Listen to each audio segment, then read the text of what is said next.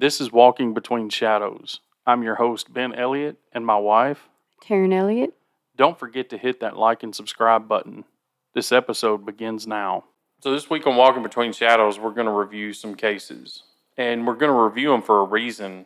And the biggest reason is they're all pretty well unsolved, with the exception of one that has a disposition, but we feel like it's maybe in limbo. Right. And these 5 cases happened within the same county, Gibson County in West Tennessee. It's a rural part of West Tennessee. The main community that these centered around, Milan, is between 8 to 10,000 people. And then you have Humboldt, which is about the same size. And then you have Trenton, Bradford, Medina, the north end of the county. And is there anything else in there that I'm missing? So north end would be Kenton, Rutherford, Yorkville. Yeah, and growing up is close to those Kenton, Rutherford, and Yorkville. I don't know much about those areas at all. No, because we always stayed in Trenton, in Milan, Humboldt, and Jackson. Yeah, we did. We never really went up north, and that was Gibson County High School that covered that part of the county too. I remember going to Milan, skating. That was a big thing. The skating rink over there. It was huge. Yeah. I mean, that was a huge deal. And the movies. Yeah. Yeah. So that's the most I did in Milan. Yeah, we went to the movies downtown in Milan quite a bit, and again, we spent social time out in Jackson mainly, right? Later on, I moved there, but was there for maybe 2 years. Yeah. So the first case that we want to talk about is just, again, reviewing from 1991, the video store murders. And we kind of had a renewed vigor with this case because another podcaster actually just covered this a couple of days ago. Yes, he did. Yeah, he was from out of state and actually came down and toured Milan and went to the sites. So we're happy to hear that somebody else is covering it, because our goal with Walking Between Shadows is to get this out in public and make sure the information stays in front of people. And we hope that at any given time they, if you remember something, call. Yes. Talk to somebody. Please. Even if it's sending a podcast or an email, hey, I was involved. And so, again, we're excited about that. So we'll start out with that case. And if you would, cover kind of the highlights of it for me. Okay. So October the 12th of 1991, 20-year-old Kathy Stoots goes into work at J&W Video. She is robbed and shot execution style. And 30 minutes later, 5 miles down the road in Atwood, Tennessee, at the Oasis Video Store, 23-year-old Tammy Tidwell is also shot, robbed, and, execution style, same way. We talked about, when I covered this before, and even on the new podcast, the 2 suspects, the lead suspects, were 2 escaped convicts. So where were they escaped from? Oklahoma. Oklahoma? Yeah, and they kind of went on a killing spree all the way down to Tennessee. Were picked up a couple months after Tammy and Kathy's murders, but they were never charged or convicted of these. Now, I understand that somebody maybe that was interviewed by authorities in this case said that there was a vehicle with 2 guys that kind of matched the description of those 2, right? Right, there was a witness back then. And was that at one side or the other, or was... That was in Milan, in the J&W parking lot. Right. I believe they saw 2 men that matched the descriptions of Michael St. Clair and Dennis Reese. Yeah. So now Michael St. Clair is still alive, and he is in prison again in Oklahoma on a life sentence. But Dennis Reese has passed away. It just died in prison. Just died in prison. Oh, I gotcha. So one thing that was always kind of weird to me was that both of those sites in Milan and Atwood, they took $150. That's it. At each one. That's it. Yeah. And these 2 were mothers. I mean, married, and they. Neither one of them. So I know that with Kathy, she wasn't supposed to be there that night. And Tammy had just started this job 2 days before. So it seems like it would have been hard back then for someone to have known they would have been there. Yeah. I mean, unless it was immediate family, which I'm sure they already went through them and they've been cleared. Yeah. Many years ago. And so this was just a few years after the then sheriff, Joe Shepard, was elected to office there. And so another unique statistic of this is all these occurred during his tenure as sheriff Yes. in Gibson County. Yes. And again, these guys, the MO that they had in other places fit this crime.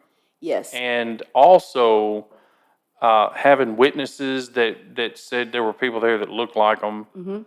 Again, more reason to talk to these guys about it. Were they even interviewed about these two video store murders? I have no idea. And it's never been made public if they were. Right. They were charged with everything else, everyone else, but they never were charged or convicted with Yeah. Yeah. Kathy and Tammy's. Yeah.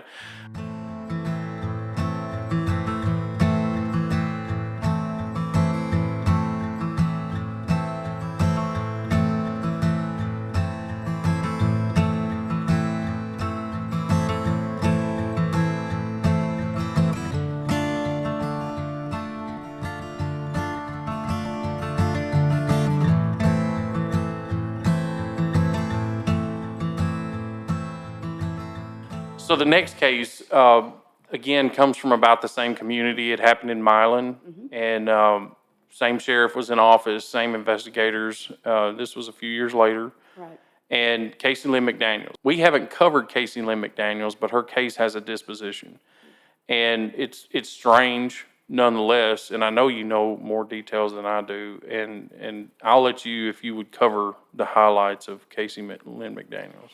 Cayce McDaniel went missing on August the 12th of 1996 from her home after attending a party at her church, a back-to-school party. She was a freshman in high school, just started Milan High School, and she went missing from her home after this party one night, or the night of August the 12th, and not to be seen again.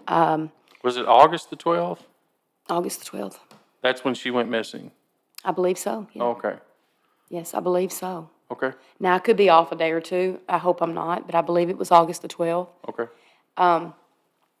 So she went to this party, and she goes home, and she's dropped off, and someone sees her that's trusted with the family, a family friend.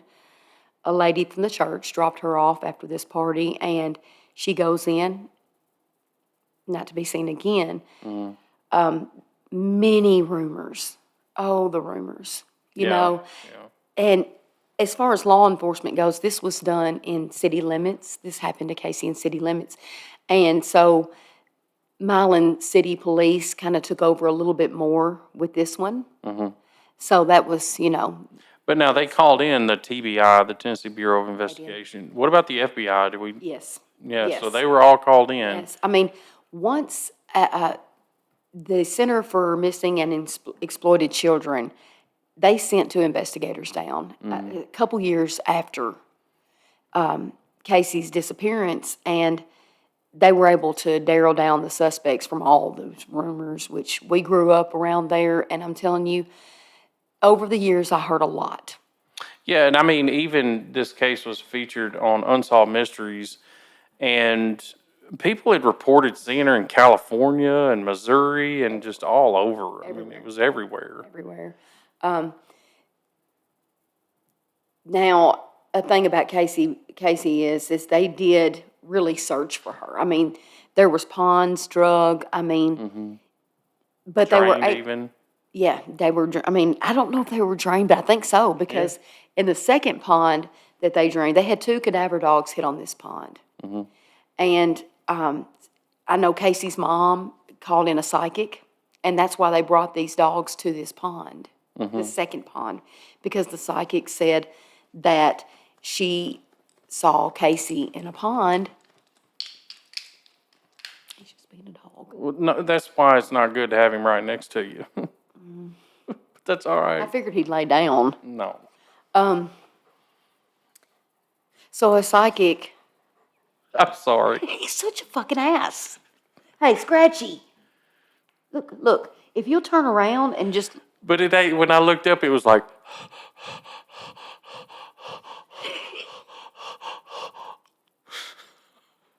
lay her down, Slick. he's such a goofy dog.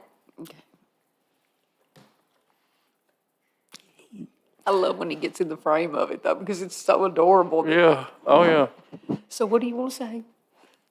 Hey, man. Your hat stinks, Mama. All right. Give me a bite. You ain't got no food up there, do you?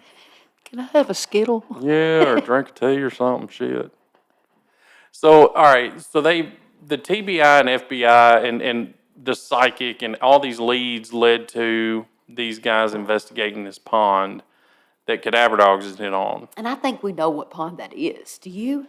I have an idea. And Because the psychic said there was a zoo, and I can only think of two places with ponds and zoos and, wildlife around. And that would be in Crockett Crockett County. County, which is very, right beside Gibson County, or out at a doctor's home that has animals and stuff. Yeah. So, I mean, Which is near a couple of lakes and ponds and streams, so... So the cadaver dogs hit on this pond and they drain it and they find someone else's clothing. And they believed this clothing, a woman's clothing, and they believed it belonged to another woman that had just been reported missing after Cayce. Yeah, So that's scary because I don't even know who that was. right, I have no idea. right. Well, yeah.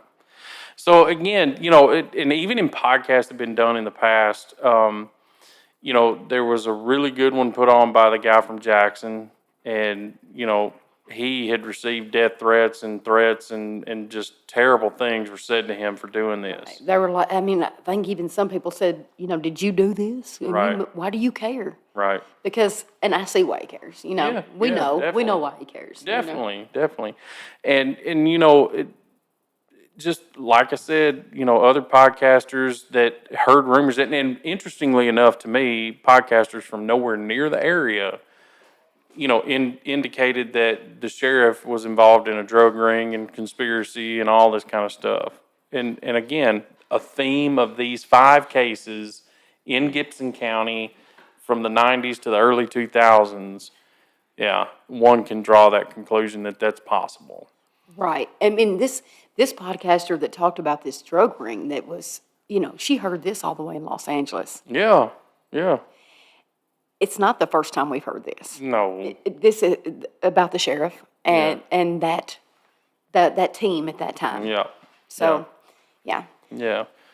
So Cayce and Lee McDaniels, again, they got a suspect, and then you tell the story about Pete Hill because that's where the disposition of the case is. So Pete Hill became a suspect, I believe, after they sent the 2 investigators down from missing children and exploited children. I believe they're the ones that helped to narrow it down to Pete Hill. So years went by because Pete Hill was in prison for another charge. I mean, he tried to kidnap and take this woman from a car wash in Jackson, Tennessee, too. And they got him. Yeah. They were able to get him, and he went to jail for 15, 16 years. He gets out in 2017, and they put a thumb on him. Yeah, and caught him again in a sting operation. At that time, Bobby Sellers was the chief of police, and he was able to assign a full-time investigator for Cayce's case. And that investigator led to putting this thumb on Pete Hill, and he thought he was online talking to a girl under the age of 16 years old. And he was going to meet her over state lines in Mississippi to engage in sexual misconduct with a child. Right. And he was caught because the person he was talking to was not not a female that was under the age of 16. It was an undercover officer that was posing as a female. So August of 2022, Pete Hill was awaiting trial, and he ended up pleading out to the charges against Cayce. So But was that kidnapping and murder, or do you know what that was? Yes. Okay, in August of 2022, 70-year-old Pete Hill entered a plea deal, a best interest plea for criminal responsibility to abuse of a corpse, which is pretty much admitting his guilt. In exchange for this, he was given a 15-year sentence. This had to be a hard case, though. You think about how hard that was. Okay, his indictment in connection to Cayce's murder was 2 counts of aggravated rape and 2 counts of aggravated murder. So it was 1 murder, but one for premeditation and the other for committing murder during the act of rape. Good Lord. All right, so these were in addition to what they'd arrested him for, as in going to Mississippi trying to hook up with Right. So once they got him into custody after that, they were able to give him the indictment for Cayce's. So he sat there for 4 years because of COVID and everything else. So they just kept having to push this trial on. Well, during that time, he ended up, last year actually, he entered a plea of, he entered a best interest plea for criminal responsibility to commit second-degree murder, and he was given a sentence of 15 years. He also told them that he knew where Casey's body was and that he was going to help them find All right. Casey. So let me get this straight. He pleaded to all of this on top of having the charges from him going to Mississippi and getting caught in that sting operation. And on top of, he was And all they gave him was 15 years. but So that makes me wonder if in this case, did he take an Alfred plea? a best interest plea. What's the difference? Well, I don't know, but Okay. I mean, it's kind of like he admitted his guilt, but he wouldn't admit his guilt. He told them the details of this, but he would not take responsibility for the murder Right. which is, he was charged with abuse of a corpse and, Yeah. all kinds of things. So he knew. And I know that after he was in jail, before he made this plea deal, Cindy, Casey's mother, received a phone call after Pete Hill had been put into jail. And he was awaiting his trial. And someone claimed that they saw Pete's truck, and they described Pete's truck outside of Casey's home in Milan, Tennessee. Another big thing that went down in like 2018 was that FBI came in and searched that house again after all those years, and they were able to get evidence out of that house too. I don't know what all they got, but they were able to get some evidence out of the house. And I mean, there was renters in between all that. Well, that was just, you just heard that they got useful evidence out yeah, of there, I don't but know. never what it was or anything. Because this didn't really go to trial. He entered that best interest plea, so nothing was really came out like it would if there had been a trial. Yeah. And to this day, they're still waiting for. Well, probably also why they're keeping a wrap on the case and probably not going to get any information on it if you request it because of that. Right. He did a lot of bad things to a lot of young girls. Yeah. And, the sad part is they may not ever get the justice that they feel like they need and they deserve.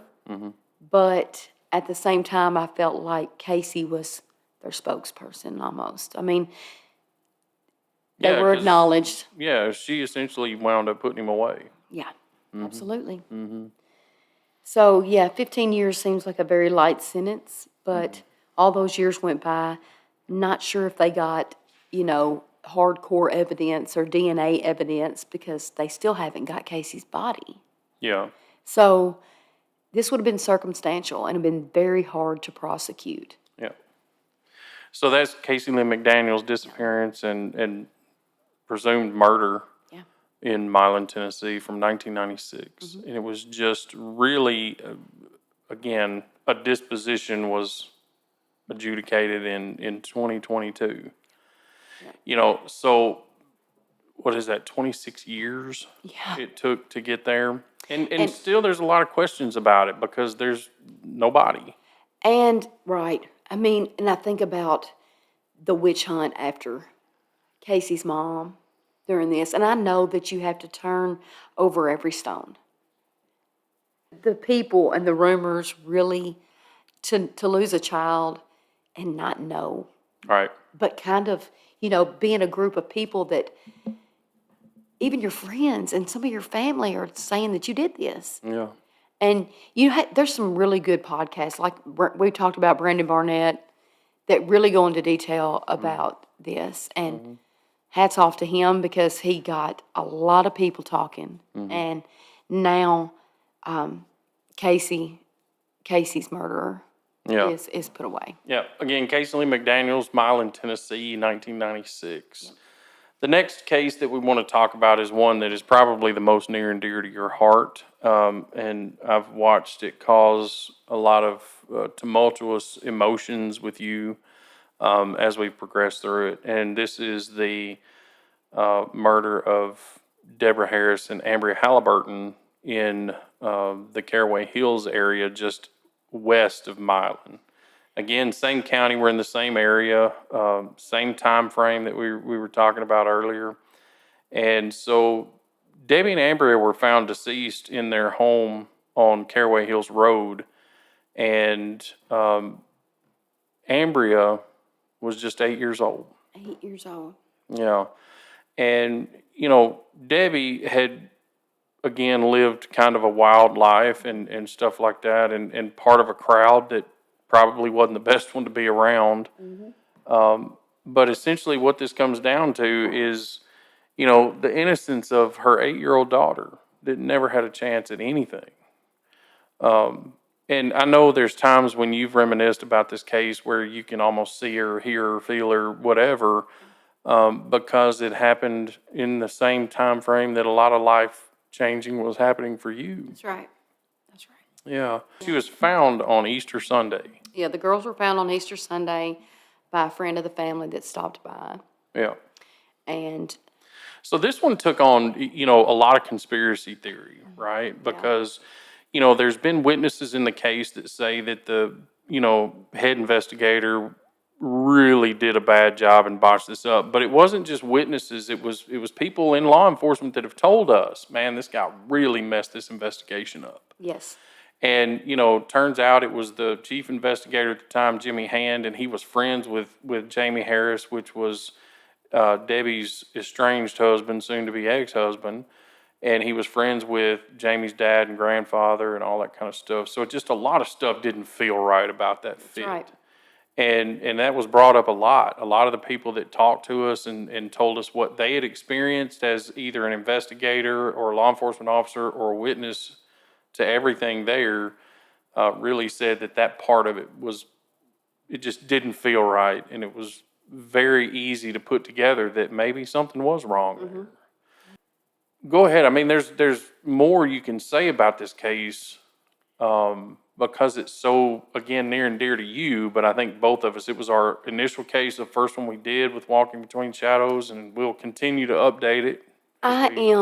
I'm blown away that someone else has not picked this up. And my fingers stay crossed every day that somebody bigger than us that can get this story out and people hear about this. This is a huge deal.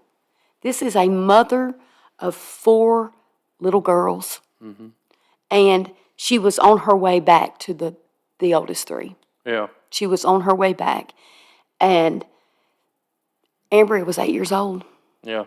And I am, like I said, it blows my mind that this has not been picked up by somebody else. Well, with it being kind of an unknown case, and the first one we did, we've endured the shit talkers out there. I mean, even some of those people that you're mentioning, they want to be. It seems like a streak of jealousy that we're even just trying to keep this in the public's eye to get some sort of answers here, and they're like, well, you're trying to make money on it or some bullshit like that. No.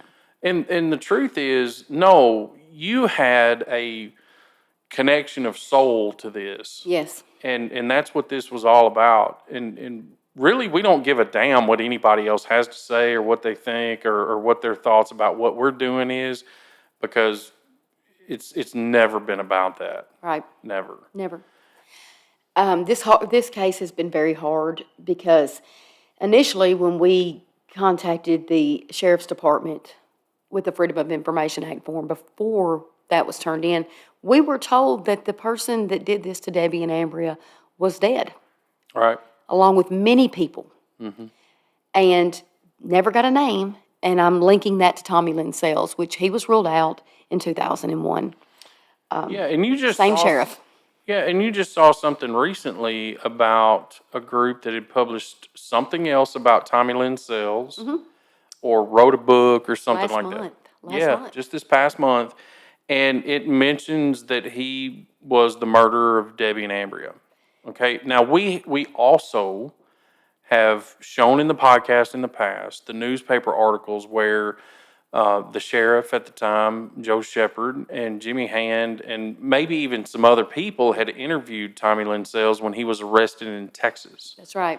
And they came back and made it very clear he did not do this. He did not have anything to do with this. And yet people still publish that. Yes. People still publish that information when you can clearly do a Google search Ooh, and and here's the find worst. where they had been removed from the suspect list. Well, here's the part that just gets me. You know, when people think that this person that did this to Debbie and Ambria, a 31-year-old mother of 4 and an 8-year-old little girl in their home, and people think that this murderer's dead. Yeah. He's not dead. No. That I know of. And I have my very strong suspicions on who this is. Yep. And that's all I'm going to say about that. Yeah. And Ben and I both have reached out to anyone and everyone involved. Whether you loved her, whether you knew her and didn't know her that well, it doesn't matter. We just wanted people to come forward, share this story. We're not claiming to be professional podcasters or anything like that. This has all been investigative podcasting with you and I, with Debbie and Ambria, because there was no information out about this. No. So that's what I wanted to touch on with this. Right. Being in these small towns, rumors and secrets, and it's like groups of people cover for each other with favors. I don't know how else to put that, but that's a lot of what I feel like happened to Debbie and Ambria. I feel like there was some major corruption going on in law enforcement. I'm going to say it. And they just happened to be the